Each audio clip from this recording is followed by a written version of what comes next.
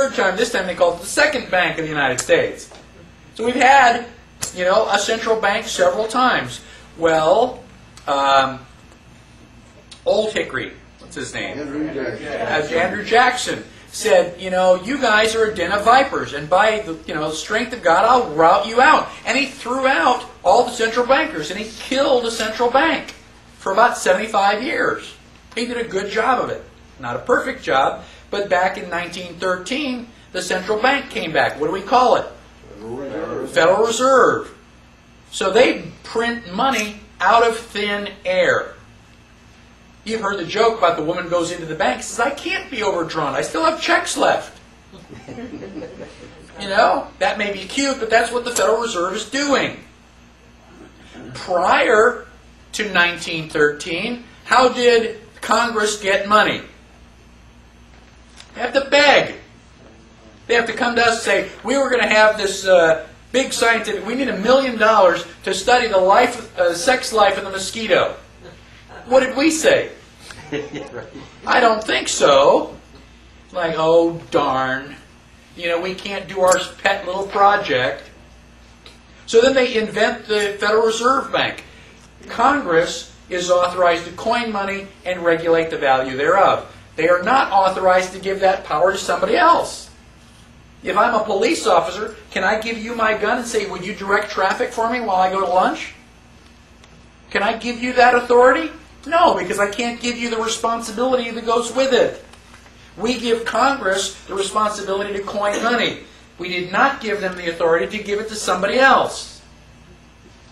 But they did. Federal Reserve Act is completely, totally, 100% unconstitutional. I don't care how much, it depends on what your definition of is, the president does. It's unconstitutional. So now we've got the Federal Reserve Bank printing money out of thin air. What does Congress do? They borrow money from the Federal Reserve. Did they ask us? No. They just borrow the money. They do their, study on the sex life of the mosquito, and then they turn around to us and go, oh gosh, we've got a national debt. You got to pay taxes. We got to pay our national debt. Wait a minute. They were supposed to ask us before. Now they've invented a system where they can get the money without asking. It is criminal. It is treason. Absolutely treason. Anybody here still think that the government is out to for your best interest? I'm from the government. I'm here to help. Oh yeah? Stand still. Now, one of my favorite quotes is from Ludwig von Mises. Ludwig von Mises says on page 24, the government is the only institution that can take a valuable commodity like paper and make it absolutely worthless by printing on it. Think about it. If you'd given me scrap paper, I could use it for something. But now that you turned it into money, it has no value. Now, money is defined by Black's Law Dictionary. In usual and ordinary acceptation, it means coins and paper currency used as a circulating medium of exchange and does not embrace notes or IOUs, evidence of debt or other personal or real estate. A note is an instrument containing an express and absolute promise of signer to pay a specified person or order. It's a promise to pay. Now, when we started this class, you gave me silver, I gave you a book. That is quid pro quo, Latin for something for something. We do an exchange. So once I've given you something, you've given me something. Once we've done this trade, the transaction is over with. I'm happy, you're happy, leave me alone. Now, if you say, gosh, I'd really like to have that apple, and I say, well, okay, it's $1. You say, well, I don't have $1, I've got an IOU. If I give you the apple and you give me the IOU, have we finished the transaction? No. Now, somebody's got a banana, and I want to buy the banana. And they say, well, it's $1. They say, well, instead of $1, I've got this IOU from so-and-so. Would you take my IOU? You go, yeah, okay, I'll take that. And I give the IOU and I take the banana. Have we finished the transaction? No. Somebody still owes this guy $1.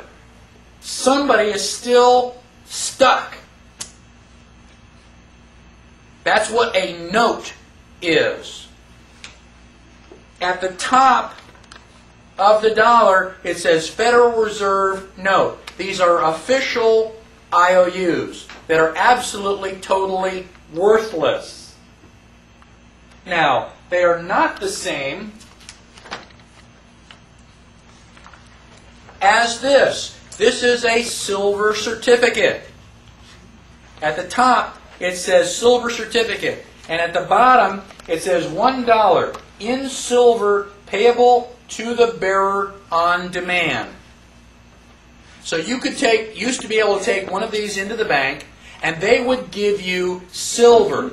And I'm not talking about the bus tokens that we use. I mean, if you listen to these things drop on the floor, they sound hollow. Doesn't sound anything like silver. So, basically, this is real money because it can be converted into gold or silver. This is a Federal Reserve note, and it happens to be worth whatever Alan Greenspan says it's worth. It is fiat paper. Now, what I want to do, has anybody not seen silver certificates? I'm willing to pass these around. I want them back. Are they just a collector's item, or are they still considered? I mean, No, this will no, always be legal tender, right? You can spend that. You could spend it like it's $1, but it's worth a whole lot more. I mean, I've got those in plastic. I won't spend it, and I'll give you dollars, but I want that one back. I meant legally, can it be? Yes, legally you can spend it. Now you're not going to find those in circulation because there are a couple 100,000 of us that know the difference, and we'll snatch those out of circulation faster. You know. On a $2 bill, it doesn't say either. What's that? $2 bill. It doesn't say silver certificate or. Right. I have to check I have a $2 note. I haven't checked that. There were some older $2 bills. Right. A long time ago. Okay. Now. It might be the one Kennedy issued. Okay. Now. Negotiable. I'll give you $2,000 for that. $2,000 for what? What is For that? one of your silver certificates.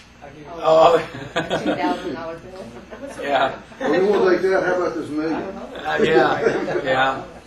Now, negotiable means that we can negotiate about it. If I've got a pile of silver and you've got something that you're going to say, well, how much is it? And we can negotiate. Okay? You can decide whether you want to take it or not. Non-negotiable means you don't have a choice. It cannot be transferred. Not capable of passing title or property by endorsement or delivery. This was the question that you had earlier.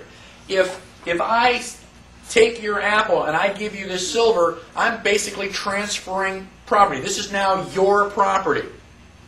The note cannot transfer property. It's just an instrument of debt. It's basically a tally system. You do not own this dollar, even if it's in your wallet. Who owns this dollar? Federal Reserve. The Federal Reserve. It's got a serial number on it and everything. So this is their money. If you go to Avis and you want to borrow one of their cars, you take their car, drive it around for a week, fill it up with gas, bring it back. It's still their car. They're going to charge you money for borrowing it? Yes, that's known as an excise.